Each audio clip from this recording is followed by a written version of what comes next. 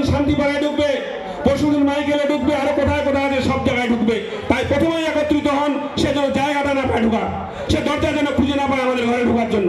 তাই সব জায়গা থেকে জায়গা দরজা বন্ধ করতে হবে। এটার জন্য আমি আপনাদের কাছে অনুরোধ করছি, যারা এখানে পঞ্চায়েতগুলো আছেন তাদেরকে অনুরোধ করছি সব জায়গায় এই আন্দোলনটাকে গড়ে তোলার জন্য।